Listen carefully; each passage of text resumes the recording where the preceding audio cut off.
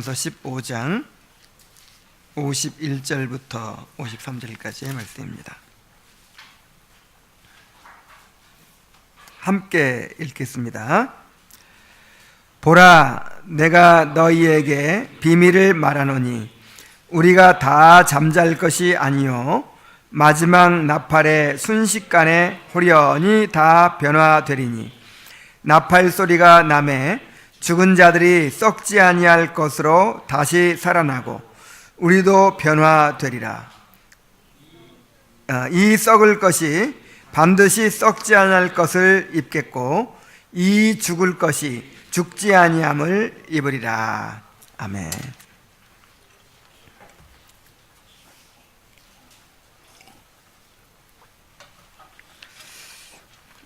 우리 인간의 육체를 부정적으로 보는 사상이 있습니다. 우리의 영혼은 순결하고 영원한 것이지만 이 영혼을 담고 있는 이 육체는 더러운 것이고 또 유한한 것이고 부패한 것이라고 이렇게 봅니다. 그래서 영혼이 육체의 감옥에서 갇혀가지고 신음하고 있다고 그렇게 여기고 육체를 벗어버리고 자유로워지는 것이 곧 구원이다 이렇게 생각을 합니다. 이것이 이제 그 헬라 철학에서 나온 이원론 사상에서 기인한 거예요. 그래서 심지어 몸의 부활을 부인하고 몸을 벗어버리는 게 구원인데 몸에서 자유로워지는 게 구원인데 다시 몸을 입는다고 생각하니까 이게 이해가 안 되는 거죠. 그래서 몸의 부활을 부인하고 심지어 이제 이렇게 계속 나가다 보면은 그리스도께서 육체로 오신 것도 부정하게 돼요. 육체는 더러운 건데 어떻게 하나님이 육체를 입으실 수 있는가? 그래서 이제 가현설을 주장합니다. 그냥 우리 눈에 그렇게 육체를 입은 것처럼 보였을 뿐이다. 실제로 이 육체를 입은 것은 아니었다. 이렇게 주장하기도 하죠. 꼭 이렇게까지 생각하지는 않더라도 이 육체를 좀 부정적으로 보는 그런 경향은 만연해 있어요. 우리 가운데. 그러다 보니까 이 육체의 부활을 사모하지 않는 거예요. 그래서 천국 가는 거를 영혼만 가는 걸로 그냥 일단 생각하는 거예요. 영혼. 우리 죽으면 어디 가요? 천국 간다 이렇게 생각하는 거죠. 그래서 그거를 소망을 삼는 거예요. 그래서 육체의 부활을 크게 강조하지 않습니다. 그러나 하나님은 인간을 영혼과 육체의 단일체로 지으셨어요. 그러니까 영혼만 하나님께 귀한 것이 아니고 육체도 귀한 것이고 영혼만 하나님의 형상이 아니고 육체도 하나님의 형상이라 이 말이에요. 또 우리가 타락할 때 영혼이 타락했어요? 육체가 타락했어요? 영혼과 육체가 함께 타락한 거예요. 우리가 구원받을 때 영혼만 구원받아요? 육체까지 구원받아요? 영혼과 육체가 함께 구원받는 거예요. 그래서 우리 사람을 영혼과 육체를 이렇게 분리해서 생각하려고 하면 안 돼요. 결코 분리할 수 없습니다. 죽을 때만 분리돼요. 죽을 때만. 그래서 사람을 그냥 영혼만을 사람이라고 하지 않는 거예요. 육체만을 사람이라고 하지도 않는 거예요. 영혼과 육체가 이렇게 결합되어 있을 때 이것이 온전한 사람인 거예요. 그러니까 우리가 죽어서 우리 영혼이 하늘에 가는 거는 이건 완전한 구원이 아니죠. 임시적인 상태, 임시적인 상태. 우리가 진짜 천국 가는 건 언제예요? 천국에 완전히 들어가는 거는 육체가 부활했을 때예요. 그래서 우리의 궁극적인 소망은 뭡니까? 육체의 부활이에요. 부활. 그래서 우리가 항상 이걸 생각해야 돼요. 그냥 죽으면 내가 영원히 간다 이걸 생각할 게 아니라 이건 과정일 뿐이고, 내가 부활한다. 내가 부활의 몸을 입게 된다. 그리스도 형상으로 부활하게 된다. 이것을 항상 소망으로 삼아야 될 줄로 믿습니다. 다만 이제 시차가 있는 거예요. 시차가. 우리의 부활은 이중으로 일어납니다. 로마서 8장 11절을 한번 찾아보세요. 로마서 8장 11절.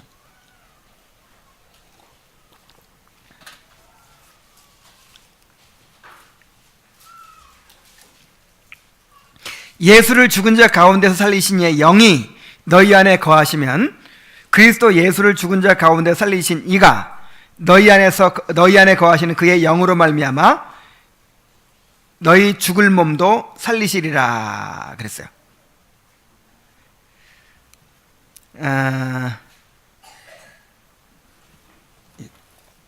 다시 내가 성경을 찾아볼게요. 여기 인용해 놓은 것만 봐가지고 한 구절을 빼먹은 것 같아요. 8장 10절을 읽어야 되는데 10절. 또 그리스도께서 너희 안에 계시면 몸은 죄로 말미암아 죽은 것이나 영은 의로 말미암아 살아있는 것이니라 그랬죠? 이게 지금 우리가 구원받은 상태거든요. 우리의 상태. 우리의 상태를 뭐라고 볼 수 있어요 지금? 영은 살아있고 육은 죽었다. 이게 무슨 얘기냐면은, 그럼 우리 죽은 몸인가요? 그렇진 않잖아요. 다시 말하면 지금 영혼이 부활한 상태에 있어요. 영혼이. 그리고 11절에 보면은 예수를 죽은 자 가운데에서 살리신 이의 영이 너희 안에 거하시면 그리스도 예수를 죽은 자 가운데 살리신 이가 너희 안에 거하시는 그의 영으로 말미암아 너희 죽을 몸도 살리시리라. 이건 부활을 말하는 거예요. 부활을. 자, 이제 예수 믿지 않는 보통의 사람들은 영혼도 죽어 있고 육체도 죽어 있는 거예요. 하나님과 분리되어 있으니까 영혼과 함께 죽어 있는 거죠. 근데 그리스도를 영접하는 순간 뭐가 살아요? 영혼이 살아요. 그걸 부활이라고 해요. 부활. 첫째 부활. 자, 예수님 영접할 때 영혼이 부활합니다. 그럼 육체는 언제 부활해요? 나중에 재림하실 때. 예수님 재림하실 때 육체가 부활하는 것입니다. 그래서 결국 완전한 구원의 완성은 육체의 부활에 있는 것이죠. 자, 우리의 소망은 완전한 부활에 있습니다. 부활 후에 영광 중에 누리는 그리스도와의 교제에 대해서 오늘 살펴보도록 합시다. 87문을 우리 큰 소리로 한번 함께 읽겠습니다. 자, 시작. 우리가 부활에 대해 믿어야 할 것은 무엇입니까? 답. 우리는 마지막 날에 자의 의인과 악인 가릴 것 없이 모두 다 부활할 것입니다. 그때 살아있는 사람들은 순식간에 변화될 것을, 그리고 무덤에 묻혀있는 죽은 사람들의 바로 그 몸이 그들의 영혼과 영원히 연합되어 그리스도의 권능으로 일어나게 될 것을 믿어야 합니다. 의인의 몸은 그리스도의 영과 그들의 머리 되시는 그리스도의 부활에 힘입어 권능 가운데 신령하고 썩지 않는 몸으로 일어나 그리스도의 영광스러운 몸과 같이 될 것입니다. 그러나 악인은 몸은 분노하는 심판관이신 그리스도에 의해 수치 가운데 일어날 것입니다. 그랬어요. 자, 먼저 부활의 과정을 보여줍니다. 부활의 과정. 자, 부활의 과정이 어떠하다고 했습니까? 우리는 마지막 날에 죽은 자는 의인과 악인 가릴 것 없이 모두 부활할 것입니다. 그때 살아있는 사람들은 순식간에 변화될 것을, 그리고 무덤에 묻혀있는 죽은 사람들의 바로 그 몸이 그들의 영혼과 영원히 다시 연합되어 그리스도의 권능으로 일어나게 될 것을 믿어야 합니다. 그랬어요. 그걸 한 가지 한번 살펴봅시다. 먼저 부활은 언제 있을 것이라 그랬어요? 마지막 날에 있을 것입니다. 그랬어요. 마지막 날이 언제입니까? 그리스도께서 재림하시는 날, 이걸 이제 주의 날이라고도 해요. 주의 날.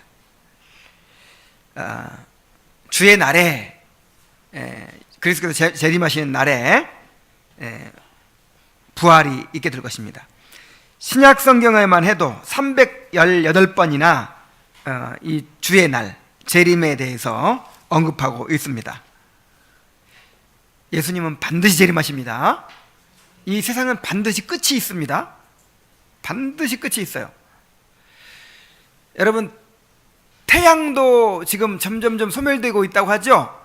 이거 에너지가 영원하지 않아요. 언젠가는 이 태양도 소멸될 때가 오는 거예요. 우리 눈에 보이는 모든 것이 다 끝이 있어요. 언젠가는 다 없어지게 돼 있어요. 끝나게 돼 있어요. 그런 것처럼 이 세상도 영원히 지속되지 않습니다. 반드시 끝이 있습니다. 그 끝이 언제예요? 예수님이 재림하시는 날이에요. 그때에 의인과 악인이 모두 부활하게 될 것입니다. 그랬어요. 의인만 부활하는 거 아니에요. 누구도 부활해요? 악인도. 사도행전 20장 15절에 보면 저희의 기다리는 바 하나님께 향한 소망을 나도 가졌으니 곧 의인과 악인의 부활이 있으리라 함이라. 의인만 부활하는 게 아니라 악인도 부활하는구나 하는 것을 알 수 있어요. 그리고 부활은 몇 번 있습니까? 단 한 번 있을 것입니다. 의인과 악인의 부활이 간격을 두고 따로 일어나지 않고 함께 일어난다는 것입니다. 그리고 의인이 부활하는 것이 한꺼번에 다 부활하는 거예요. 뭐 시차를 두고 조금 부활하고 나중에 조금 부활하고 그런 게 아니라 한꺼번에. 요한복음 5장 28절부터 19절에 보면은 이를 놀랍게 여기지 말라. 무덤 속에 있는 자가 다 그의 음성을 들을 때가 오나니 선한 일을 행하는 자는 생명의 부활로, 악한 일을 행한 자는 심판의 부활로 나오리라. 의인이든 악인이든 무덤 속에 있는 사람들은 다 나중에 주님의 음성을 듣게 된다라는 걸 알 수 있죠. 그래서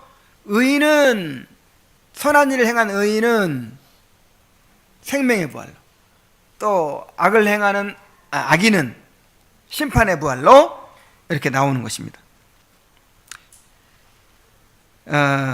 역사적 전천년설주의자들 혹은 세대주의자들이 있어요. 역사적 전천년설이 뭐냐면 예수님이 재림하시고 나서 천년왕국이 이루어진대요.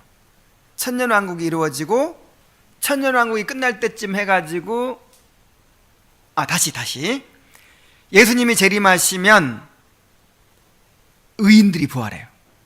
의인들이. 그래가지고 예수님과 함께 이제 올라가요. 그래서 천년왕국이 이루어져요. 그리고 나서 천년이 지나면 이제 악인이 부활해요. 그럼 그 악인들을 심판하는 거예요.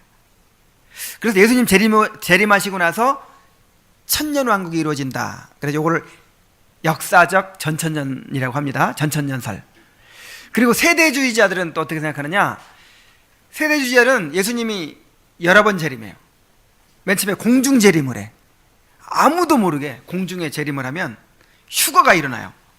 갑자기 구원받은 사람들이 슉 하고 사라져요. 그냥 차 운전하다가 운전수가 구원받은 사람이면 차 운전하다가 뿅 하고 사라져버려요. 그러면 차가 그냥 부딪히겠죠. 비행기 사고 나고 막 세상이 막 난리 나는 거예요. 휴거라는 영화 옛날에 나왔었는데 그래가지고 어떻게 되느냐, 이제 그 교회는 다 휴거해버리고 이제 남은 사람들이 있겠죠. 그래서 세상이 또 굴러가요. 그때 이제 그 하나님께서 약속하셨던 메시아 왕국이 이루어진다는 거예요. 예루살렘에 성전이 회복되고 다윗 왕국이 이루어지는 거예요. 그때부터는 이제 유대인들의 시대가 돼요. 유대인들이 세계를 지배하고 막 이렇게 돼요. 그게 천년을 가요. 천년 후에 이제 악인이 부활하고 뭐 심판이 있고 막 이렇게 영원 천국이 이제 이루어지는 거죠. 그래서 이런 역사적 전천년설이나 이 세대주의자들의 주장에 의하면 이 천년이라는 왕국이 실제적으로 이루어지는 것이고, 그거를 사이에 두고 의인이 부활하고 악인이 부활하고 이 간격이 있어요. 그리고 의인들도 한꺼번에 다 부활하는 게 아니라 공중재림할 때 부활했죠. 그 다음에 또 이제 유대인들이 복음 전해가지고 예수 믿은 사람이 또 있을 거 아니에요. 그리고 또 죽을 거 아니에요. 그래가지고 부활이 여러 번 있어요, 하여간. 자, 그런데 성경은 부활이 몇 번 있다 그래요? 한 번. 여기서 무덤에 있는 자가 다 그의 음성을 들을 때가 오나니 그래서요. 근데 여기 때라는 말이 단수입니다. 단수. 무덤에 있는 자가 주님의 음성을 들을 때들이 오나니 그러지 않고 때가 오나니. 따라서 부활의 때는 단회적인 사건입니다. 우리 참고로 우리 요한계시록 20장을 한번 찾아봅시다. 요한계시록 20장 4절로 6절.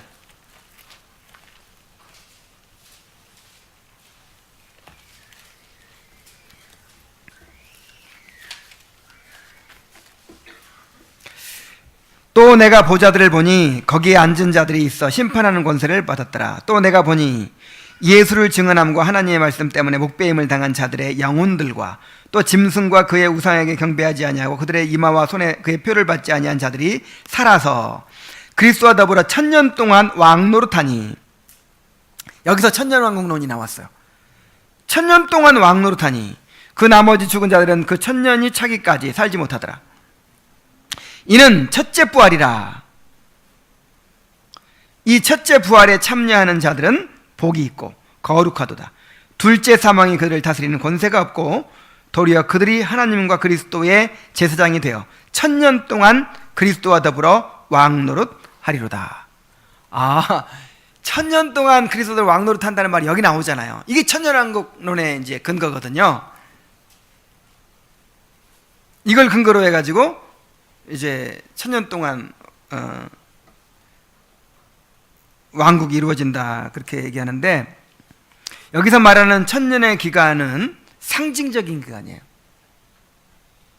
좀 이상하지 않아요? 천년 동안 아니 천년 동안 메시아 왕국이 이루어지고 그 후에 영원한 천국이 이루어진다는 거예요. 뭐 이런 식으로 해 그냥 천국이 확 이루어지면 되지.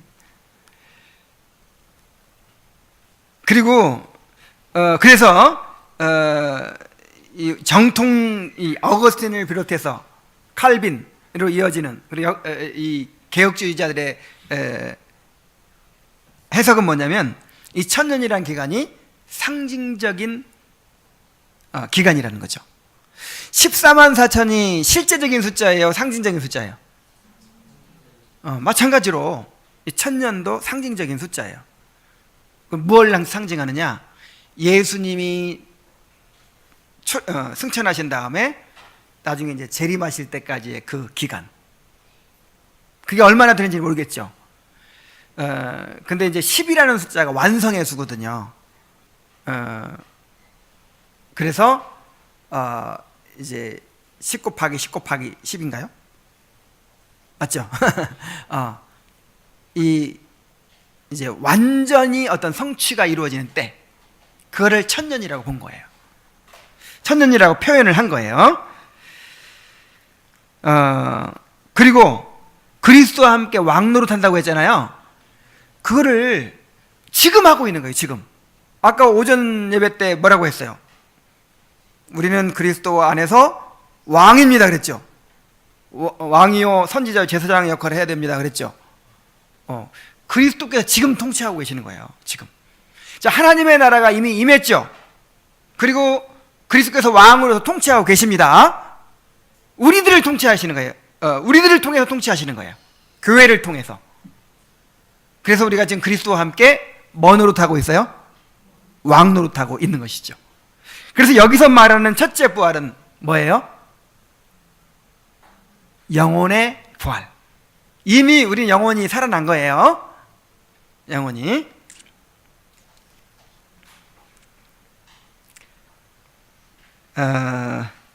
자, 이제 4번을 봅시다. 무덤에 묻혀있는 죽은 사람들의 바로 그 몸이 부활하게 될 것입니다. 그랬어요. 자, 어떤 사람들은요, 우리가 아예 없어져 버리고 하나님의 새로운 몸을 창조해 주시는 줄 알아요. 그러나 그렇지 않습니다. 어떤 몸이 부활해요? 그 죽었던 그 몸.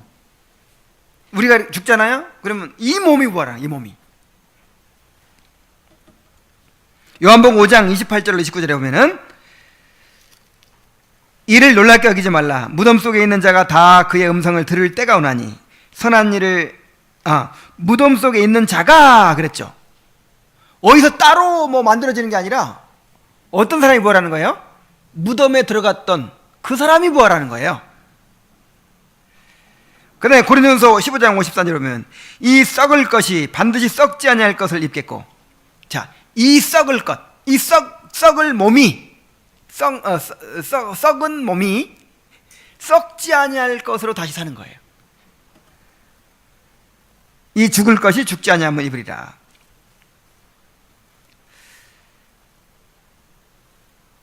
근데 이제 어떤 사람들은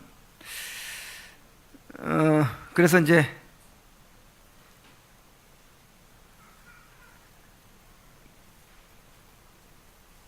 무덤에 매장이 안 된 경우도 많잖아요. 화장해버리는 경우. 그리고 이제 바다에 빠졌는데 물고기가 다 뜯어먹어 버린 경우.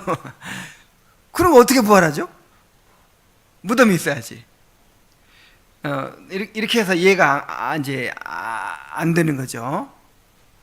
그리고 그리스도인은 반드시 매장을 해야 한다고 그렇게 주장하는 사람들이 있어요. 절대 화장하면 안 된대. 아니 그 무덤 속에 있는 자가 일어나야 되는데, 아니 홀랑 타버리면, 그래갖고 막 강물에 뿌려버리잖아요. 그럼 물고기 수천 마리가 다 수억 마리가 다 먹을 텐데 도대체 어디서 부활해? 그래가지고 꼭 매장을 해야 한다. 이렇게 이제 주장을 하는 사람들이 있습니다. 근데 매장도 마찬가지예요. 그렇게 따지고 보면은 우리 어머니 묘를 이장하려고 이제 그 공동묘지에서 다 파가라고 이렇게 연락이 왔어요. 그래서 이제 어머니 묘 이장하려고 이렇게 파봤어요. 그랬더니 완전히 흙이 돼버렸어요. 완전하게 흔적을 찾을 수가 없어요. 어떡하죠? 뭘로 이장을 해요? 그래가지고 그냥 흙인데 그 흙을 퍼다가 이렇게 산에 뿌렸어요. 그냥 우리 어머니 무덤도 없습니다. 매장도 마찬가지라니까요. 매장도 이제 시체가 오래 남아있는 경우도 있지만 완전히 흙이 되어버리는 거예요. 그러면 어디서 부활해요? 그리고 막 산사태 나가지고 막 이렇게 없어져 버리는 경우도 있고. 그래서 칼빈은 이렇게 얘기합니다. 하나님께서 모든 원소들을 그의 수중에 두고 계심으로 흙과 물과 불을 명하여 그것들이 소멸시켜버린 것으로 보이는 그것들을 다시 회복되도록 명령하시는 데에 조금도 어려움이 없을 것이다. 우리 육체를 구성했던 그런 성분들 있잖아요. 성분들. 그거 모으는 거 하나님이 어렵겠어요? 그냥 말씀만 하시면 얼마든지 모아지죠. 그래서 그런 자꾸만 그 인간의 차원에서 그렇게 생각할 필요가 없는 것이죠.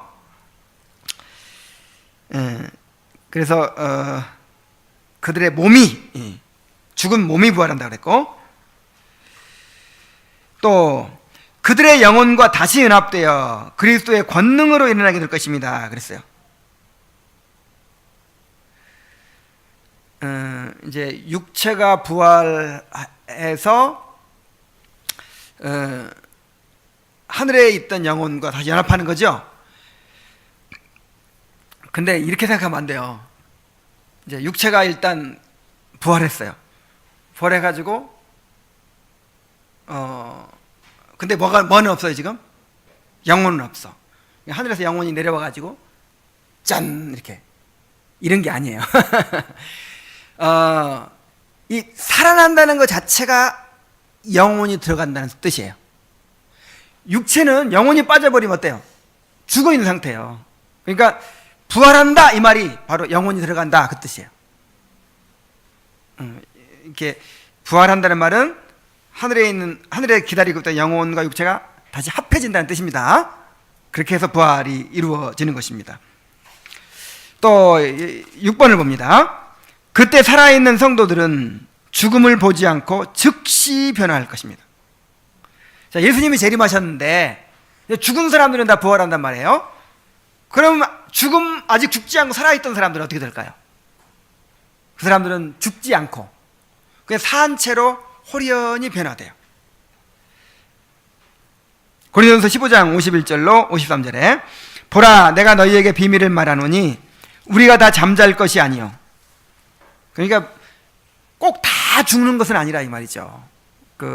예수님 오실 때 살아있던 사람들은 안 죽는 사람들도 있을 것이다. 마지막 나팔에 순식간에 호련히 다 변화되리니 나팔 소리가 나며 죽은 자들이 썩지 아니할 것으로 다시 살아나고 우리도 변화되리라. 죽음을 보지 않고 부활의 몸을 입는 거예요. 자, 죽음을 보지 않고 부활의 몸을 입는 사람이 에녹이라든지 이제 또 누가 있었죠? 엘리야? 엘리야도 그렇게 될 거예요. 죽음 보지 않았어요, 그 사람들은.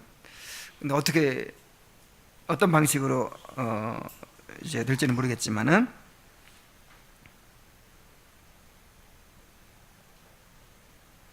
데살로니가서 4장 15절 17절 우리가 주의 말씀으로 너희에게 이것을 말하노니 주께서 강림하실 때까지 우리 살아남아 있는 자도 자는 자보다 결코 앞서지 못하리라. 주께서 호령과 천사장의 소리와 하나님의 나팔로 친히 하늘로부터 강림하시리니 그리스도 안에서 죽은 자들이 먼저 일어나고 그 후에 우리 살아남은 자들도 그들과 함께 구름 속으로 끌어올려 공중에서 주를 영접하게 하시리니 그래야 우리가 항상 주 앞에 있으리라. 자, 정리하면 예수님이 재림하십니다. 예수님이 재림하시면 무덤 속에서 죽은 성도들이 부활해요. 그리고 야 부활했네 하는 걸 보는 순간 우리들도 호련히 변화돼요. 그래서 공중으로 끌어올려서 공중에서 주님을 영접한다는 거예요. 그거를 이제 또 끌어올려 그 말에서 휴거라는 말이 나왔거든요. 근데 그 세대주의자들이 말하는 것처럼 그런 휴거는 아니에요.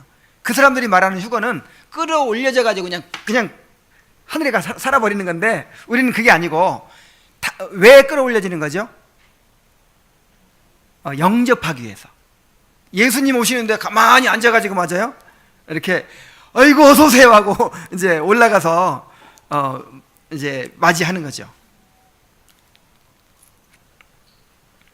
자, 그렇다면 우리의 부활한 몸의 상태는 어떠할까요? 의인의 몸은 그리스도의 영과 그들의 머리 되시는 그리스도의 부활에 힘입어 권능 가운데 신령하고 썩지 않는 몸으로 일어나 그리스도의 영광스러운 몸이 될 것입니다. 그랬어요. 그리스도의 영광스러운 몸과 같이 될 것입니다. 그랬어요. 자, 또 한 부분씩 봅시다.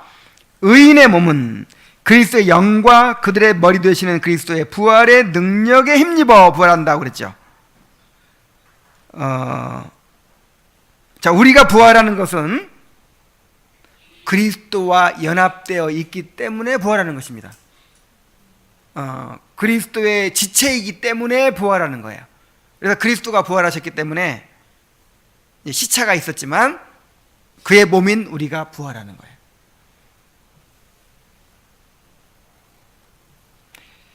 고린도전서 15장 21절에서 23절에 보면은 사망이 한 사람으로 말미암았으니 죽은 자의 부활도 한 사람으로 말미암는도다. 아담 안에서 모든 사람이 죽은 것 같이 그리스도 안에서 모든 사람이 삶을 얻으리라. 그러나 각각 자기 차례대로 되리니 먼저는 첫 열매인 그리스도요 다음에는 그가 강림하실 때에 그리스도에 속한 자요 그랬어요. 그러니까 우리의 부활은 그리스도의 부활에 속하여 부활하는 것입니다. 그리스도와 함께 부활하는 거예요. 그 다음에 의인의 몸은 신령하고 썩지 않는 몸으로 일어나게 될 것입니다. 그랬어요. 신령하다는 말은 영적인 몸이라 그런 뜻이에요. 영적인 몸. 자, 어떤 분이 죽었던 우리의 몸이 부활할 것입니다. 그 몸이 부활할 것입니다. 이 이야기를 듣고 낙심했대요. 왜냐하면 자기가 참 볼품없고 이렇게 별로 보잘것이 없는데 요 몸으로 다시 부활한다 그러니까 그냥 낙심 된 것이죠. 그러나 이 개성, 하나님께서 각자 고유하게 주신 이 개성은 살아있죠. 그러나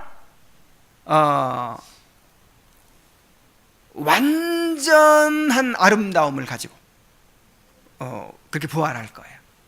그러니까 여러분 각자 한 사람 한 사람이 다 개성이 있죠. 특징이 있죠. 똑같은 사람은 아무도 없습니다. 근데 지금은 이제 많이 이렇게 부패한 상태에 있다 보니까 우열을 가리고 있어요. 사람들이 미스 코리아를 뽑고 막 그래요. 1위, 2위, 3위 막 우리나라 10대 미인이 누구고 막 근데 이제 하나님의 재창조가 이루어지고 나면 부활의 모습으로 우리가 다 이제 변화되고 나면 그때는 우열을 가릴 수가 없는 거예요. 나같이 생긴 사람으로서 세계에서 최고로 아름다운 사람은 누굴까요? 나 하나밖에 없는 거야. 각자가 고유한 개성을 가지고 최고의 아름다움을 뽐낼 거예요. 비교할 수가 없는 거죠. 마치 이 아름다운 꽃들을 비교할 수가 없죠. 어느 게 더 아름답다, 어느 게 덜 아름답다 이렇게 말할 수가 없는 것처럼 그렇게 아름답게 변화될 것입니다. 고린도전서 15장 42절부터 44절을 한번 같이 읽어보겠습니다. 시작. 죽은 자의 부활도 그와 같으니 썩을 것으로 심고 썩지 아니할 것으로 다시 살아나며 욕된 것으로 심고 영광스러운 것으로 다시 살아나며 약한 것으로 심고 강한 것으로 다시 살아나며 육의 몸으로 심고 신령한 몸으로 다시 살아나니 육의 몸이 있은즉 또 영의 몸도 있느니라. 우리 성은이를 데리고 우리 어머니 묘의장하기 위해서 이제 맞아요. 묘의장하기 전에 이제 성묘를 몇 번 갔어요. 근데 성은이가 뭐라고 그러냐면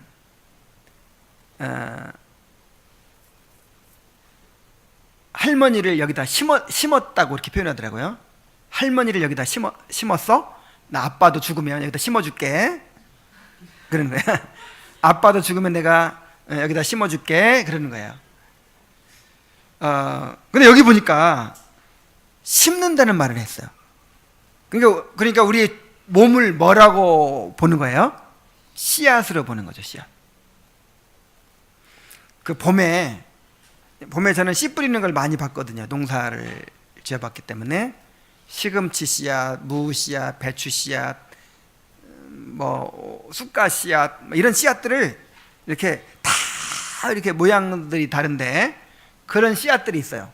근데 씨앗을 심으면 분명히 그 씨앗에서 나온 건데 그 씨앗과 완전히 다른 씨앗은 막 이렇게 생겼는데 거기서 시금치가 나오고 씨앗은 동글동글하게 생겼는데 거기서 무가 나오고 이러는 거예요. 지금 씨앗에 비유해서 부활의 몸을 설명하고 있는 거예요. 그만큼 다를 거예요. 그만큼 영광스러울 거예요. 그래서 구체적으로는 얘기합니다. 썩지 아니할 몸을 심었는데 무슨 몸으로 부활해요? 아니. 썩을 것으로 심었는데 썩을 것. 이 전라도 욕 중에서 이 썩을 놈 이런 욕이 있어요. 우리 할머니한테 늘 듣고 자랐어요. 우리 어머니한테 늘 듣고 자랐어요. 근데 알고 보니까 이게 성경적인 욕이더라고요. 썩을 거다. 자, 이 썩을 몸을 심고 뭘로 부활해요? 썩지 않을 몸으로. 자, 우리 몸은 썩을 몸입니다. 썩을 몸. 지금 썩어가고 있어요. 점점 썩어가고 있어요. 아, 정말 비참해요. 너무 비참해. 점점 추해지고. 아, 지금은 옛날에는 저도 여러 번만 할 때는 그냥 머리 감고 세수하고 나면 아유, 그래도 좀 기분이 좋았어요. 아, 근데 지금은 볼 때마다 실망을 해요. 아, 정말 몸이 점점 병 들어갑니다. 점점 쇠해져요. 머리는 빠지고 눈은 침침해지고, 그 다음에 이는 돈 엄청 들어가죠. 견적 나오고 막 그 다음에 온 부분, 나중에는 막 관략근도 약해지고 소화력도 약해지고 막, 아유, 썩어가요 지금. 그런데 이 썩을 것을 심고 썩지 않을, 뭐 영원히 쇠하지 않는 그런 몸으로 부활합니다. 또 약한 몸으로 심고 강한 몸으로 부활하게 된다 그랬어요. 현재 몸은 약하죠. 너무 연약해가지고 쉽게 피곤하고 쉽게 다치고 쉽게 상하고 쉽게 병들고. 아이고, 내가 이번에 우리 성원이 결혼시키고 선교여행 갔다 오고 부안 갔다 오고, 그 다음에 방 고친다고 도배하고 막 그 노가다를 좀 했더니, 아이고, 나 또 병든 줄 알았어요. 야, 얘 진짜 무리를 할 수가 없어요. 조금만 무리하면 너무 그냥 이렇게 쉽게 연약해져가지고. 자, 이런 연약한 몸인데 이것을 심었는데 어떤 몸으로 부활해요? 강한 몸. 정말 절대로 병들지도 않고 약해지도 피곤해지지도 않는 그런 강한 몸으로 이제 부활하게 될 것입니다. 그 다음에 또 무슨 몸이에요? 육의 몸. 아, 욕된 것이 있었네. 욕된 것. 욕된 것으로 심고 영광스러운 것으로 다시 태어난다. 자, 우리 몸은요, 욕된 부분들이 있어요. 그죠? 감추고 싶은 부분, 드러낼 수 없는 부분이 있어요. 그리고 자꾸 추해지고. 근데 이제 영광스러운 몸으로 다시 살고요. 또 육의 몸, 이 몸은 육의 몸인데 영적인 몸, 신령한 몸으로 다시 살아납니다. 그러니까 이제 영적인 몸이라는 말은 형체가 없다는 뜻이 아닙니다. 형체는 분명히 있어요. 근데 영광스럽다는 거예요. 예수님의 몸이 보여줍니다. 예수님이 부활하시고 나서 어떻게 변했나요? 문을 다 닫았는데도 들어와 있어요. 그리고 또 어느새 사라지셨어요. 이게 뭐냐면 시공을 초월해 영적인 몸이 돼요. 영적인 몸. 우리는 지금 시간과 공간과 거리에 제한을 받죠. 그런데 그런 제한받지 않는 영적인 몸이 되는 거예요. 그래서 결국 의인의 몸은 그리스도의 영광스러운 몸과 같이 될 것입니다. 빌립보 4장 21절 함께 읽어보겠습니다. 자, 시작. 그는 만물을 자기에게 복종하게 하실 수 있는 자의 역사로 우리의 낮은 몸을 자기 영광의 몸의 형체와 같이 변하게 하시리라. 아, 우리의 낮은 몸을 그리스도의 영광스러운 형상으로 변화하게 하실 것입니다. 자, 그래서 부활의 소망을 가지고 살아야 됩니다. 정말 부활의 몸이 없다면, 부활이 없다면 정말 비참해요. 너무 비참해요. 아무리 뭐 예쁘게 가꿔도 결국 늙어요. 결국 죽어요. 그러나 우리는 부활이 있기 때문에 정말 낙심하지 않습니다. 자, 이렇게 의인들은 영광의 몸으로 부활하는데 악인들은 어떻게 부활합니까? 그러나 악인의 몸은 분노하는 심판관이신 그리스도에 의해 수치 가운데 일어날 것입니다. 그랬어요. 요한복음 5장 27절 29절에 또 인자됨으로 말미암아 심판하는 권한을 주셨느니라. 이를 놀랍게 여기지 말라. 무덤 속에 있는 자가 다 그의 음성을 들을 때가 오나니 선한 일을 행한 자는 생명의 부활로, 악한 일을 행한 자는 심판의 부활로 나오리라. 이제 의인들은 영생에 들어가기 위해서 부활로 나왔잖아요. 천국을 누리기 위해서 나왔잖아요. 그런데 악인들은 심판받기 위해서 부활하는 거예요. 그러니까 어떤 모습으로 부활할까요? 하여간 우리처럼 변화되지는 않을 거고 아마 자기들이 가졌던 그 몸으로 부활하게 될 것 같아요. 그래서 막 암이 걸렸던 사람, 암이 걸린 채로 다시 부활하고, 하여간 추하고 못난 부분들 그냥 가지고 이렇게 부활하게 될 것 같아요. 왜냐하면 심판을 위해서 부활하는 거니까 이렇게 변화시켜줄 필요가 없잖아요. 영원히 지옥에 던져질 건데. 그렇게 해서 하나님의 심판을 받고 영원히 지옥불에서 형벌을 받게 될 것입니다. 자, 이제 말씀을 마칩니다. 우리 그리스도인의 궁극적인 소망은 부활의 소망입니다. 육체를 벗어버리는 것이 아니라 부활의 몸을 입는 것입니다. 우리의 몸이 점점 쇠하여 가는 것은 이 몸을 벗어버리고 부활의 몸을 입기 위한 것입니다. 그래서 우리가 옷 갈아입으려면, 새 옷 입으려면 헌 옷을 어떻게 해야 돼요? 벗어야죠. 이 옷을 벗어야 새 옷을 입죠. 그래서 우리가 지금 이렇게 병들고 쇠약해지고 늙어가고 점점 시들어가는 것은 벗는 과정이라고 생각하시면 돼요. 그래서 이게 우리한테는 불행이 아니죠. 겉사람은 후패하나 속은 난로스럽도다. 그래서 육체가 좀 쇠약해져 가고 늙어간다고 낙심하면 돼야 안 돼요. 빨리 벗어야 돼요. 빨리. 벗어간다. 머리도 많이 벗었어 지금. 빨리 벗고 이 무좀 걸리는 발, 이 충치, 머리 빠진 거, 이 위험 있는 위장, 하여간 뭔가 병으로 다 그냥 이렇게 쇠약해진 거 다 벗어버리고 새로운 부활의 몸을 입어야죠. 그래서 육체가 쇠하여 가는 것을 서러워하지 마시기 바랍니다. 부활의 소망을 가지고 살아갑시다. 기도하겠습니다. 하나님 아버지, 만일 우리에게 부활의 소망이 없다면 정말 얼마나 허무한 인생이 되고 얼마나 비참한 인생이 되겠습니까? 그런데 우리에게 부활의 소망을 주셔서 정말 오히려 우리의 낡아지는 이 옷을, 육체의 옷을 벗어버리는 것을 오히려 기뻐하게 하시니 감사합니다. 참으로 항상 부활의 소망을 가지고 보이지 않는 영원한 유업을 기대하며 살 수 있도록 인도하여 주옵소서. 예수님의 이름으로 기도하옵나이다. 아멘.